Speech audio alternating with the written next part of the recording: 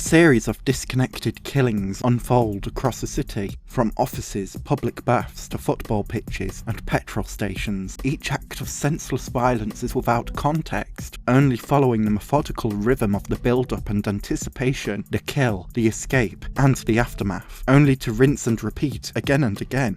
This is Alan Clarke's disturbing short film Elephant, a socially conscious commentary on the desensitization viewers may experience when witnessing violence, whether in the news, the media we consume, or within everyday life.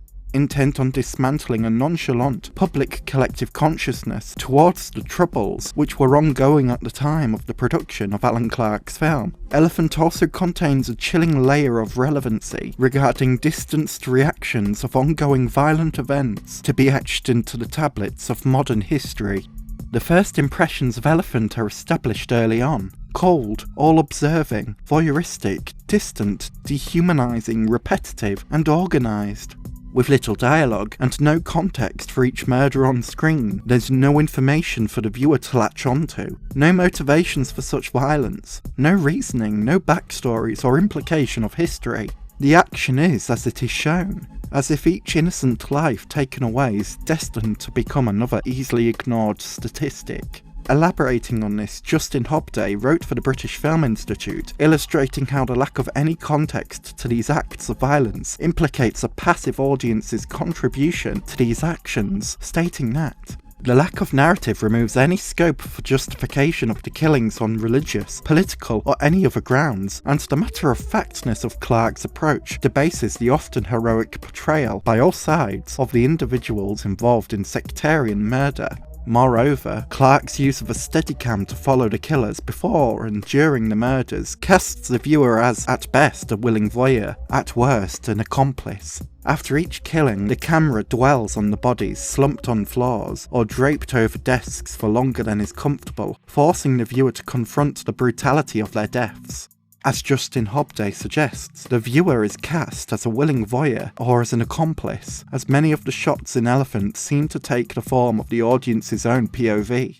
Additionally, the longer we watch Elephant, whether curious to watch more or bored by its repetition, it's almost as if we become more complicit in sharing within these acts of violence if we do view the steadicam shots as our POV. By engaging with the film as a series of violent actions, by becoming a voyeur, watching these moments unfold brutally, we are also forced to sit with the outcome, a dead body, maybe two, innocent lives taken suddenly, confronting the viewer with the harsh, senseless nature of seeing civilians having their lives extinguished within half a moment.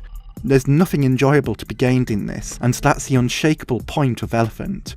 Alan Clarke's film is a plotless experiment, a socially conscious examination of the collective consciousness that becomes desensitized to the very real violence unfolding across the world due to how frequently it is documented.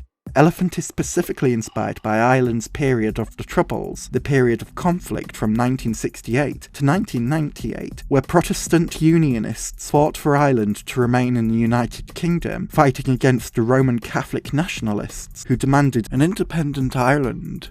In 1989, during the production and release of Alan Clarke's Elephant, the Troubles were ongoing, the news of its violence commonplace in the newspapers and television sets of family living rooms. Elephant itself references this constant stream of news within family homes, with a brief quote from Irish writer Bernard McLaverty. For some of us, the Troubles is the elephant in our living room. The titular elephant, a reference to the figure of speech elephant in the room, is acknowledged here due to the nature of the violence and loss of life caused by the Troubles. It was constant. It was unavoidable due to its media presence, and to grow apathetic towards the news is to dehumanize the innocent lives lost, caught in the middle of the ongoing conflict. Elaborating on this, David Leland, screenwriter for Alan Clarke's film Made in Britain, discusses the context of the Troubles relating to Elephant, stating that the first time I watched Elephant, all I knew was the idea behind the title. It's essentially about the Troubles in Northern Ireland, during which time people related them to having an elephant in your living room. Eventually, you could just accept that it's there and learn how to move around it. If the film's repetition bores us, or if in the film's frequent violence we become unmoved, we therefore begin sharing in the same apathy that dehumanises the victims of violence, as if we're just trying to learn how to move around such news. This is why Alan Clarke's film spends much of its time focusing on the aftermath of this violence. If we become apathetic towards the violence, we're treating the loss of innocent life as unimportant. While intentionally produced as a commentary on the Troubles and a nonchalant mindset towards news of the deaths of innocent people, Elephant retains a chilling relevancy today, for as long as we become too comfortable at the frequency of violence in international news, our care and consideration for humanity shouldn't end due to the common occurrence of bleak news, which, in its frequency, may unfortunately lead to desensitization. It's important to remember that with every death statistic, there was a human life behind it. A person with a family, or friends, or aspirations, or passions.